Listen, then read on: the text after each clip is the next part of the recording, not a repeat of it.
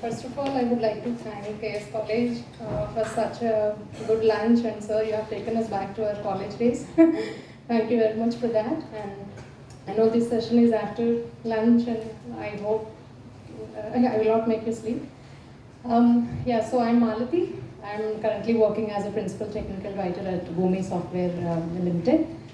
Many people might know it as Dell Bhumi. It was with Dell some time back, so now it's Bhumi, just to give it context.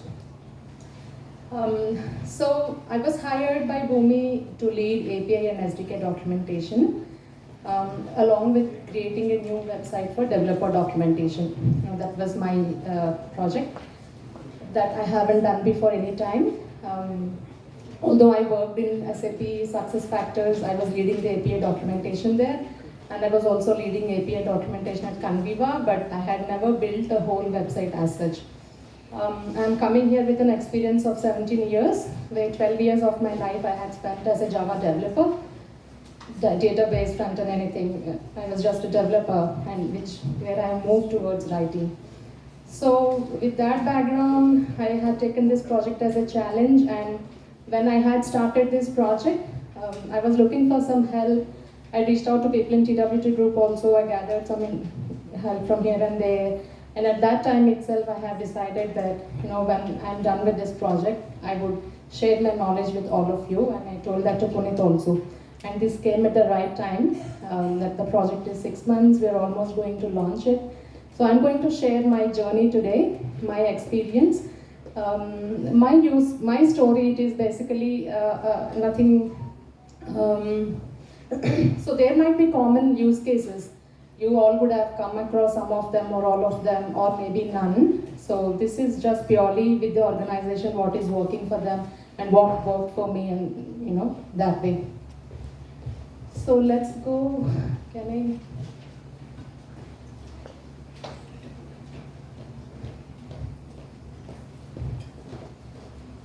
Yeah, so this is the agenda for today. Context, what we heard from users, persona research, what is the approach we used, tech stack, and how did we improve the contents, how did we design the UI, and then usability testing and key learnings is the whole journey. So as I told you, the requirement was to build a new developer documentation website that is going to be a central hub for developers. So when I have given this project, the first question that came to me was, why would I need another website? Bhumi already has a help portal, help.bhumi, and why can't we address that in help.bhumi? That was my question. So there were some organizational decisions that had already been taken, that they needed a different website, but then I wanted to understand or justify why we wanted to have a different developer website. So when I've done my research, I understood that a developer documentation website, or a developer experience, basically, it provides a competitive advantage with the rivals, where developers usually they tend to choose a service or a product when they have a good developer experience from the documentation, right? That's the product they go with, and when they don't have good experience, they may not choose that. And it also increases positive reputation, empower developers in finding out easily and quickly the relative information they are looking for, get the task done, move along. They don't want to sit and analyze the complete documentation. And a good developer experience stands as a differentiator for the product, and it also increases perception and adoption of, again, the services and products. And another important point that Bhumi had considered to go as a different developer documentation website was translation. The original help site, help.bhumi, that was undergoing translation, and they did not want to translate the developer content, which is mostly code samples and developer-related content. So that was another reason we wanted to go with a new website. And just to give a little bit context about Bhumi, Bhumi is a iPaaS organization, integration platform as a service, which means everything or 90% of it that talks is all technical, Java code, API, GraphQL, so it's all technical. And for such a technical-oriented product-based organization, having a different developer documentation website was necessary. that was the decision we all had believed, and we started with the project. So now we know what we want to do, but how did this all start? When we were conducting user feedback sessions, so we got some feedback from the users telling that the existing help content, it was difficult for new customers, it was difficult to find API details, there were no proper code samples, or there was no proper onboarding experience. So these were, along with the positive feedback, these were some negative feedback that came into our consideration. We had to address these. So we know that we had to address this, we understood the pain points, and then we started thinking about what approach we had to take. Because even help.boomi, a lot of writers like us has written the content, right, with a lot of thought process, everything was fine. We thought everything was fine, and then that was there, the content was there, but that was not helping. That means we should take some other approach, right? The approach that we think was not working, so taking different approach. That is outside in. So just by the definition, it says that, the strategy says that you observe the market, go to the consumers first, think, and then think what you want to offer. We don't want to just say what we offer directly or what this product does, right? We want to know your pain points, and then we want to analyze what solution that we can offer for those pain points. So the approach we took was outside in. That was what we did by conducting all the user feedback and understanding their pain points. And also, the website must address two different developer groups. So, and maybe some of you might already knowing this, there are different, the developers can be categorized into systematic developers or opportunistic developers. Systematic developers are those who may go to, help.yourwebsite.com, and they might go through each and every page, learn about the product, go through the details, do certain tasks, and understand, right? They have some time to do all those. On the other side, opportunistic developers are someone who might be stuck in particular task. They are just looking for specific information. They just want to do that and go along. They don't want to spend much time there. So our website must cater both the needs. We don't want to be too specific, we don't want to be too crisp. So these were the approaches that we were thinking when we were designing the website. And then coming to the tech stack, which tech stack we want to use in the new website. Boomi was already using Markdown, so we have extensively been working on Markdown, and we were using static site generator docusaurus to generate the HTML pages, and then we have harness scripts for CI/CD pipelines, and this work gets published to Netlify onto the server, web server. So this is the tech stack Boomi has been following, and obviously it must be the same tech stack that we have to take here as well. This was the approved technologies. So we'll have to construct the documentation website using the same technologies. So I had to basically learn docusaurus. I hadn't worked on it before any time. So I had to learn the different architectures. Docusaurus was providing, auto-generating the sidebar manual, or maybe you can generate the sidebar manually. And I had to learn by install, creating a local project, deploying and everything. So that was my learning tech stack. So before I go further, I would like to know if anyone here is working on docusaurus. Good, good, good. Wow, wow, this is so good. If I go wrong, please correct me. If I go wrong anywhere, if there is anything that I need to know, please let me know. That's really good to see. So this was one, right? And we had to render the API reference. And until then, or until this project, the API documentation is manual at Boomi, in the sense there was a template, put in the request, response, sample bodies, everything, manually write them and write some context and everything. But I didn't want to do this because there are better ways of doing it and other companies are already doing it, and I wanted to explore a bit more. So the way I wanted to do was, developers already have the JSON files, right? They already create that, they work on it. So I want to pull the JSON file directly from the repository and render it on my doc website. So when they do some changes on the JSON, it is available immediately, and that is what my goal was. And I had no clue how to do that. I did not know, because docusaurus was not supporting this whole feature as such. So I had to explore on the tools that support this, that I can integrate with Docusaurus maybe, or how to do this. I had to explore. And upon exploring, I got to know this Docusaurus plugin that has been, it is not Docusaurus one, but it is maintained by Docusaurus plugin community. So what that does is, it integrates Docusaurus with an open source version of Redocly. So Redocly has, again, we all know Redocly has a very good API documentation tool. Many of you might be using this. But we were not using the whole of it because, again, buying a new tool, onboarding it would take some time, at least 3-4 months, based on company policies and everything. So we have gone ahead with the open source of Redocly, which anyone can integrate with Docusaurus. So that the plugin to do this was Docusaurus. This is what we have identified, and we have decided to go ahead with API documentation. So this was the tech stack, the learnings that I had to do, and we had been the tech stack that we had used also. Then comes to the content, the interesting part for all of us, right?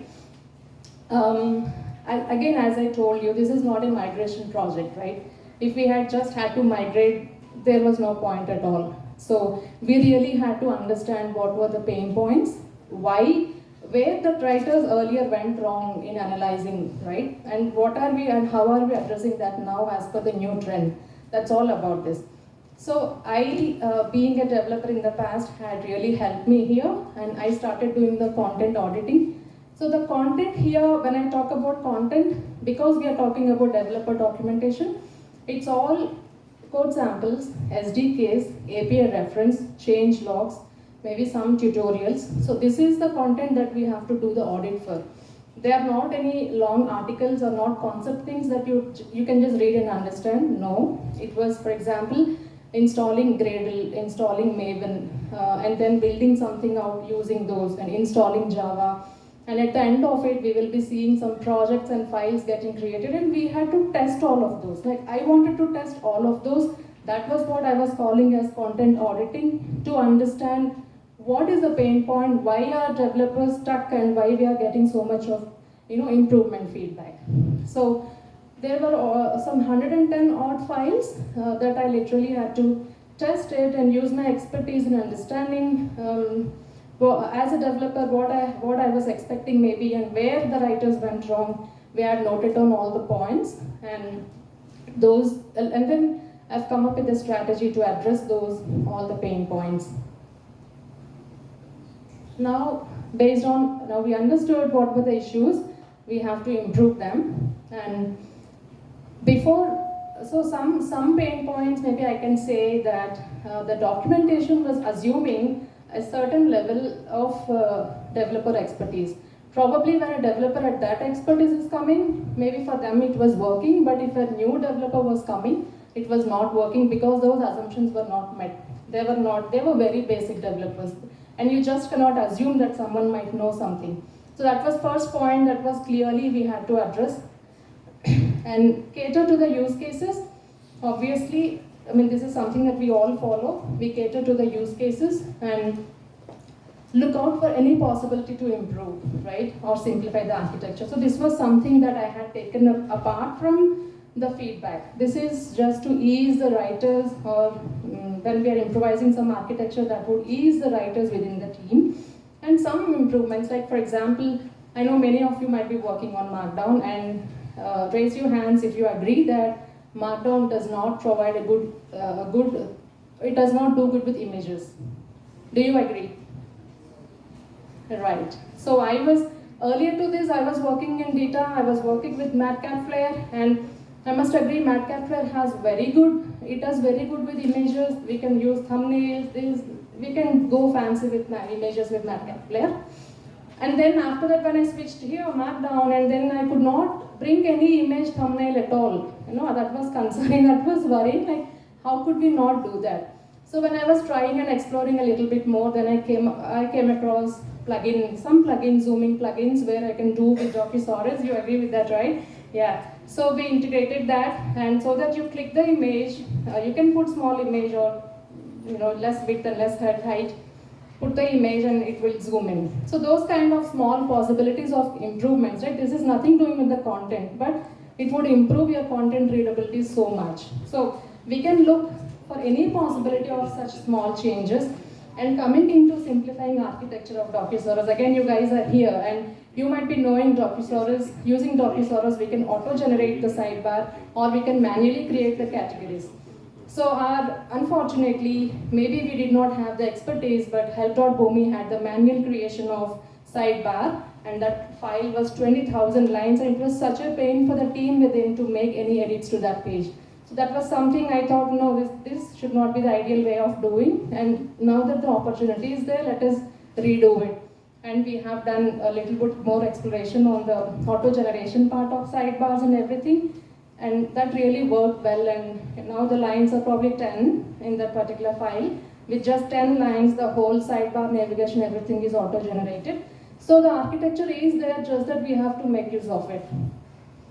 And including infographics to process overviews. This was one thing that I identified when doing the content auditing. So I had to go through, obviously, 4 or 5 steps what were there to understand that it was a process, it was doing something, it had some steps. I felt that if the same thing would have been in a picture in the upfront, it would have been easy for me to connect because I don't have the patience to go through, even if it is 10 lines or 20 lines, I didn't want to do that. So giving an infographic upfront would have been very helpful. That was another improvement that we have brought in. And using tabs, I think most of us are using, like I'm seeing many developer documentation and other websites also using tabs these days. So even we have started using them. It was not there before, but we have started introducing them. Like for example, you want to show some code sample in Java, you have a tab, and curl and Python. So tab based is much better than having different files. This will give a clear view to the user as what options are there, what to choose. Then adding code samples, obviously, this is a developer documentation, so we will have code samples. But I would say that now, if you remember about the opportunistic developers that I was talking about, how do we address that situation is with code samples, but writing inline comments. Because they would see the code, they are opportunistic developers, they would not see anything beyond and above the code. They would only see the code. Now, how would you address them? Just add inline comments. 2 lines maybe on top of the method, explain the parameter, what the method does. That is what they want and they will get along. So for opportunistic developers, that is the best way to do. And adding accordions, expand and collapse. Again, this is another new feature that had been coming, but just one suggestion or one tip here is make it open by default, otherwise that hidden content will not be indexed by the search engines. So if anytime you are using accordions, make it default, and it is good to use accordions. It is up to user's choice. They can always close it if they don't want to see that content, or if it is expanded by default, that is very good for them. So it is good to use accordions if you have code samples, or if you just want to list some objects, some parameters, it is always good to use accordions. And adding screenshots. So this is a debatable topic. Many of you agree and disagree to add screenshots, but the reason why I had to go with adding screenshots was when developers were coding, right? Eventually that code would appear somewhere on the product based on the organization's business logic. But when they are doing something, and in our case, when they would do a coding, and then they would deploy it on the product, that would appear somewhere on the UI. The name they are using in the Java code would be appearing as a field name somewhere. So, they did not have the correlation as how will this be seen there, or what am I doing basically, right? That was lagging there, and it was okay to address that pain point and to go ahead and add screenshots. And also in my case, this is like a legacy process, right? And we did not expect any changes too often happening. So it's okay to add screenshots because they're not going to change much often. And this was one information that I had come across while I was going through some webinars. This was the survey based on the survey that was conducted for developer documentation. If you see, API reference pages were the mostly used ones. Then recipes and samples combined, they go head and head with API. But unfortunately, concepts, they do not get much attention. Concepts are the second to last place, right? What does this implicate to us? It is worth spending time on API reference, cleaning your code, ensuring that the code does not have compiler errors, ensuring that you are adding comments to your code samples, rather than trying to explain something on your articles, right? At least with this survey, this is what it is understood, and it is always good to spend the time wisely. Okay. So until now in my journey, I am done with the content and I knew how I will address the pain points with related to content. Now I am moving towards UI designs, right? You might be wondering, or even I wondered when I was working, that probably with the content my task was over and I handed over the project to the UI designing or UX designing, but that was not the case. I could not wash my hands so easily. I literally had to work with the UX designing and UI designing teams also, because it was me who understand the developer journey, what the developer wants, and where things must go and come. I only know the pain points. They do not have any idea of where what must come in the UI, right? For example, where should the change log appear, or where should the code samples appear? How important are they to the developers? They do not know. Only people who are dealing with the developer journey will get to know these details. So I literally had to work with the UI team, UX team, explaining why I want anything here, what is the main first 3-4 pain points that we want to address and make things look more prominent. One small example, and then I started taking some polys also internally with the internal engineering team to understand how actually developer thinks, because we cannot take from outside anyways, the project it's not launched yet. So internally we were conducting some surveys to understand the developer mentality or developer thought process. That's about how do you navigate or how do you land onto your desired page, desired help page.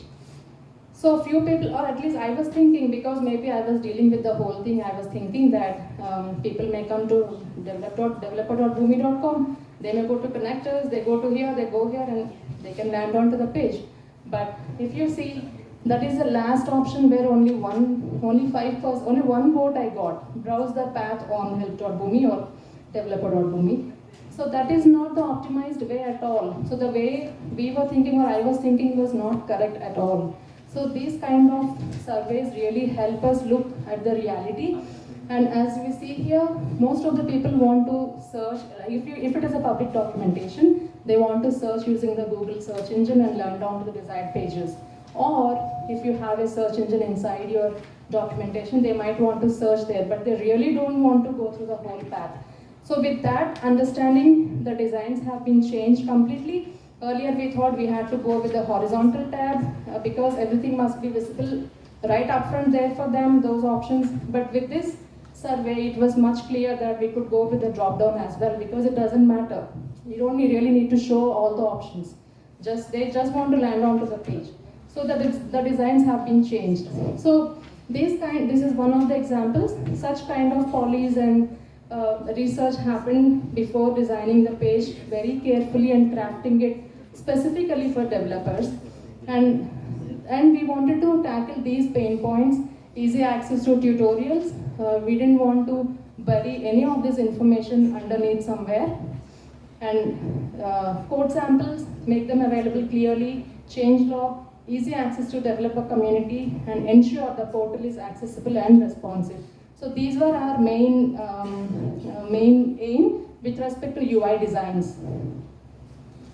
So we are done with UI designs and coming to redirects. This is a very small portion of what I want to cover. The content that I'm going to bring into developer.boomi, that already, some part of it already exists in help.boomi, right? So we are reworking the existing content. We are not creating everything new. So when we are doing that, we are moving some from there to here. So we definitely have to take care of redirects, because users would have bookmarked, or from some other internal website, somewhere there might be references and we want to address that.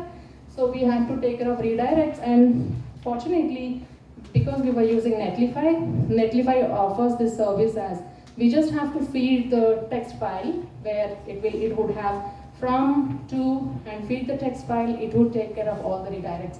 So this had become very easy for us, and if any of you are using Netlify, I'm not sure, but this feature is very helpful in that case.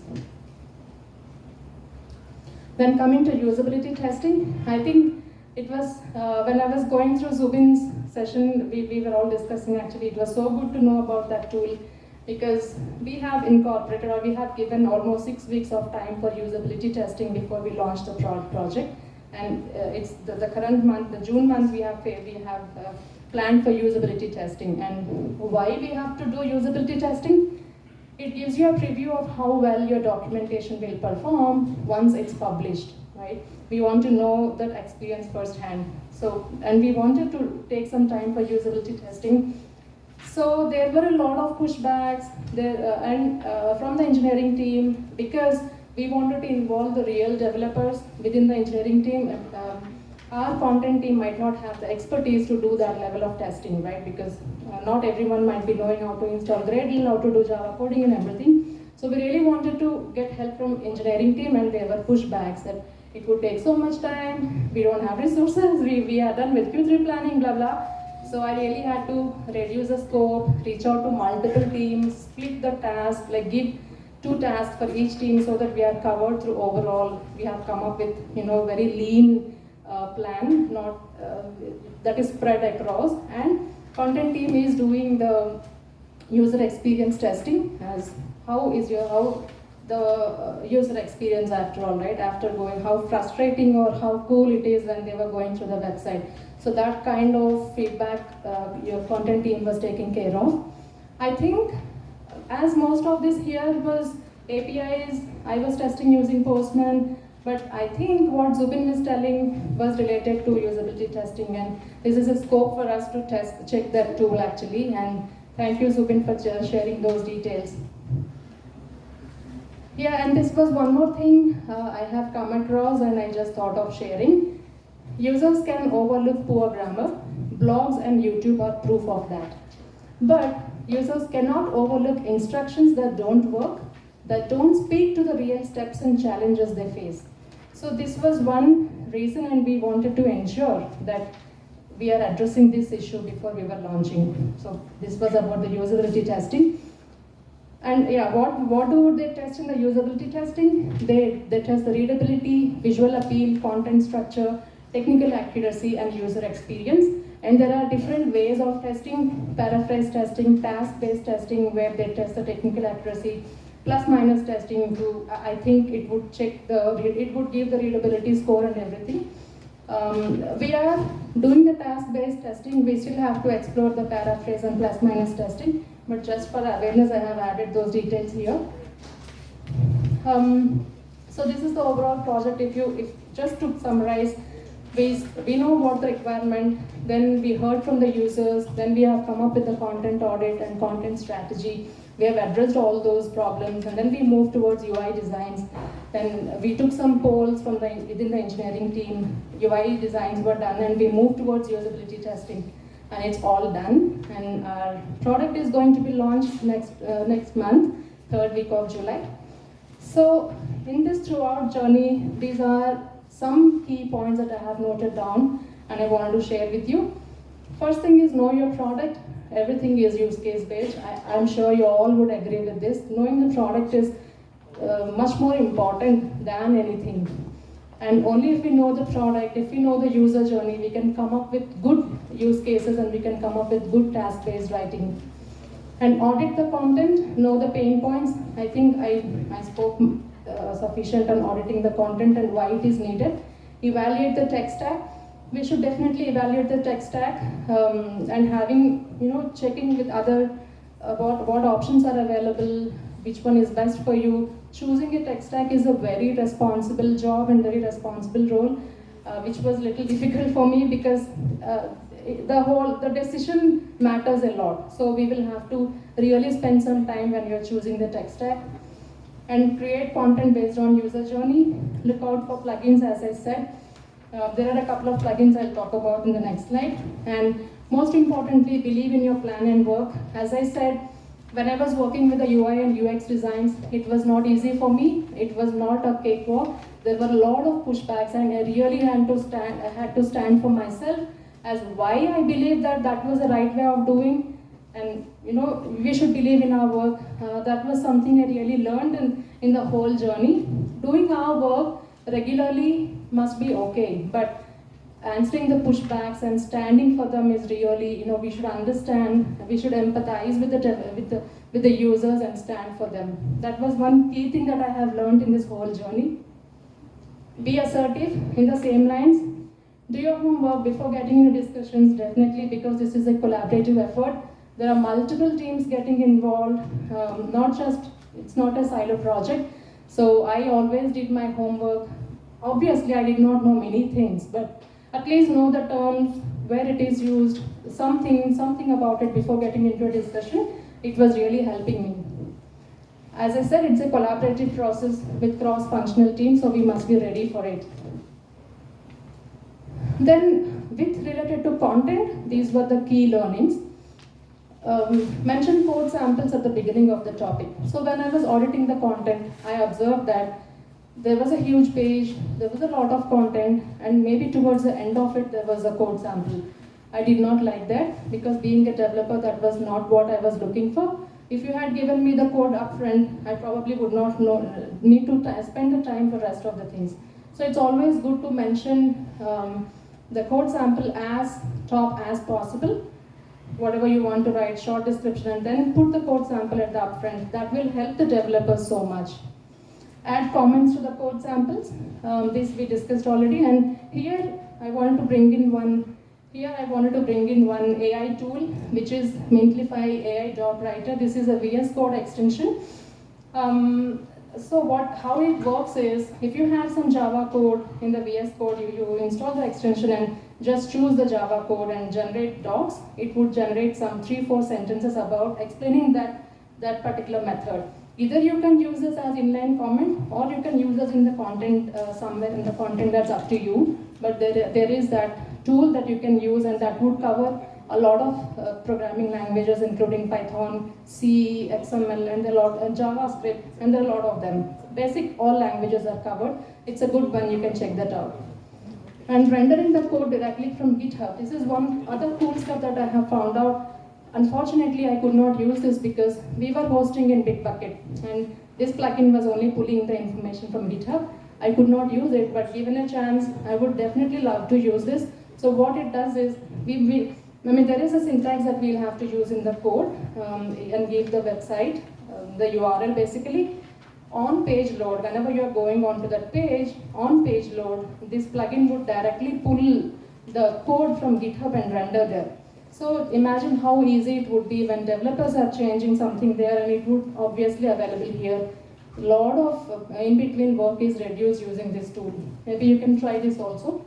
Yeah, adding accordions, I told about this already. And if you are working on API references anywhere, it is always good to know some knowledge, or to gain some knowledge about JSON.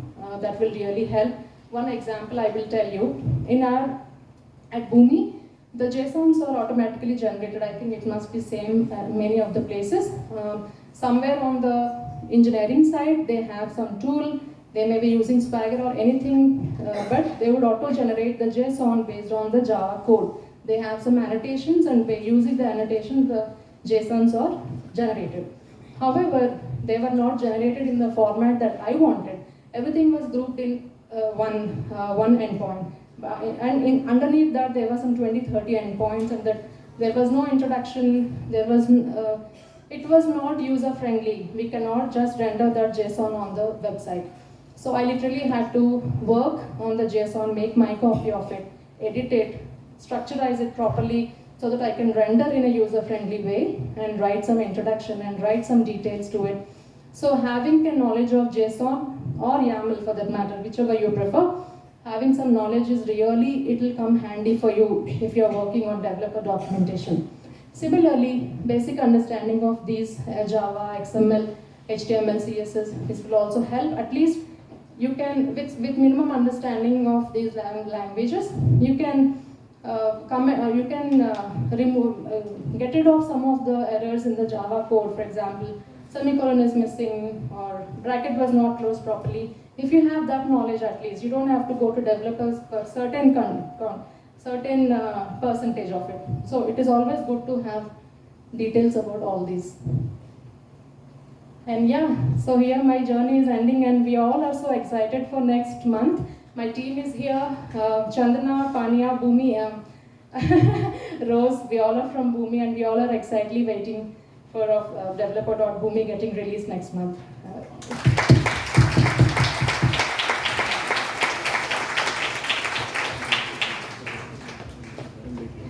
If you have any questions?